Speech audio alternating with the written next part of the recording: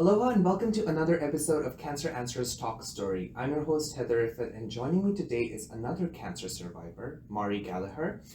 She was diagnosed with leukemia at the age of 4, but now she has overcome cancer and she is a new mom, and she also works as a content marketing manager at the Bank of Hawaii. And we'll get to know more about her life after cancer. Mari, thank you so much for joining me. It's a pleasure having you here on this podcast. Thank you for having me. Yeah. So, Mari, I want to ask you, when you look back in hindsight, you were diagnosed with cancer as a child. When did you and your family realize that you had cancer? So it's kind of an interesting story. I think there were a number of different signs that different people in our family and a babysitter actually noticed. I was napping a lot more, and at that age, you're kind of napping quite a bit less, right? You're supposed to be more active, all of that. And I was bruising a lot more, which is very unusual, especially if you're not bumping into things. At one point, I think there was even a handprint on my arm from the babysitter, and we know, obviously, that wasn't in her demeanor at all to do anything like that, so it was very strange.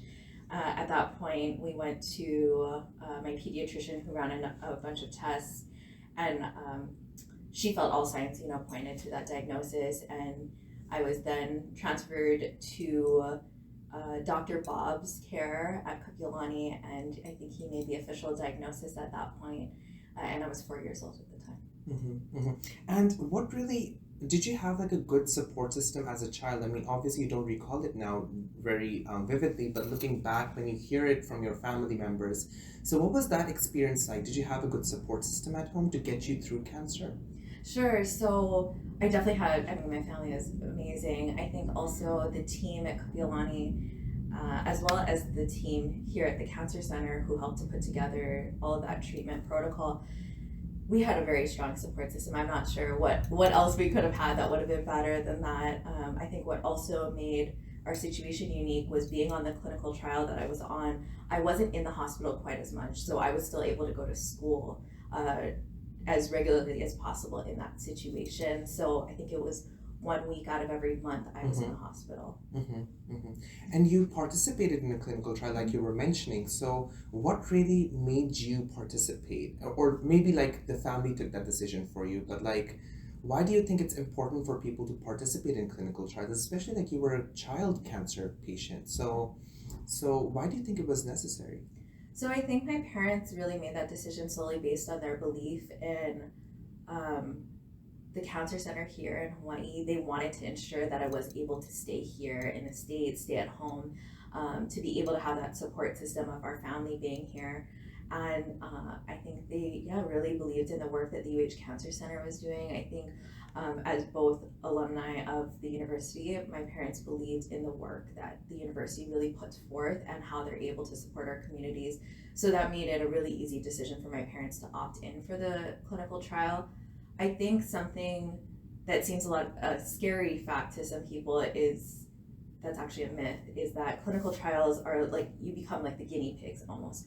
Whereas my parents knew that wasn't true, right? You're getting the same medicine as you would in a normal treatment protocol, but there are kind of different methods of going about that in the clinical trial. So that's where my parents, I think, really felt it was the best option for us. And I'm glad they made that decision. I think if I had to make the decision for myself now, I would probably do the same thing. Yeah, because I think your parents knew better because they had all the information about a clinical trial. Otherwise, they wouldn't have enrolled you as a child. Exactly. So that's good to know. So now, how is life after cancer for you? Now that you've finally overcome it, when you look back, the challenges that you've been through, now you have a newborn, a son. So how is life after cancer? Sure. So I think it's been really interesting. So I think I'm still participating in a long-term study for the Cancer Center through Kapiolani as well. I go for annual checkups, and they do different tests and whatnot, as well as kind of evaluating where I'm at with my life. And they've obviously been tracking this for 25 years now. And I think for me, it feels really special in some ways that I have my own team of not just doctors and medical professionals looking out for me, but also advocates too, making sure that all things considered, that I'm physically well, as well as really setting myself up for success. I remember ever since I was a kid, I would be asked by whether it was Dr. Bob or the different doctors, like, how are you doing in school? How are you doing socially? How are all of these things going for you? And those questions obviously have changed and progressed throughout my life. And it's just been really nice for me, I think. Yeah. And how has your experience as a child cancer survivor made you more protective of your own son? Sure. So, as I kind of mentioned when we were just chit chatting earlier, there were a lot of complications with my son at birth. And while that was so scary, and it was probably the worst nightmare my husband and I could have imagined at the time for my son, I had so much faith in not just the medical staff that we had, but the medical community here in Hawaii to be able to take care of our son. Of course, I'm very proactive when I see, just little things going on with him. I'm always worried about that, but I feel like it's helped me to know that I have a really good team behind me. Yeah, definitely. And we also have the Early Phase Clinical Research Center being developed, so that's going to be another big advantage for people in Hawaii to stay here and not go to the mainland. That's wonderful. Yeah. And very lastly, towards the end, what do you want the listeners to kind of like take away from your experience being a child cancer survivor? Because there are many like you out there. So what do you want them to know, their families to know, their parents to know? And also tying it with the clinical trials and why it's important for them to kind of like enroll them if it's benefiting their child's health. Sure. I think the one thing, in a nutshell, as easily as I could say it, is I think it's definitely probably the worst thing you could imagine happening. But on the flip side of that, how incredible is it that we have these resources and this facility right here in our island home to be able to provide and care for our children and for the next generations to come, right? Yeah.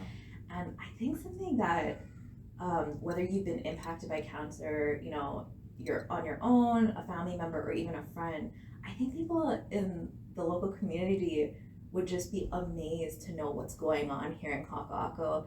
I think it being a little bit away from the public eye, everyday traffic, you don't see the facility, so you don't think of it. But every time I definitely think of the cancer center, I drive by Kaka'ako, especially in this area, I think of, wow, I don't think people understand the medical miracles and the groundbreaking research that's happening right here just down the road from us. So I would love for people to think about that, or listeners to even know that, and I think that's something maybe we take for granted, or maybe that people don't even know about. Yeah. Mari, thank you so much for sharing your story. It deserves to be told like many others. So thank you so much for joining me. Thank you for having me. Yes. That is all for now, listeners. For more information and resources, visit the uhcancercenter.org, and I'll see you next time. Take care. Bye-bye.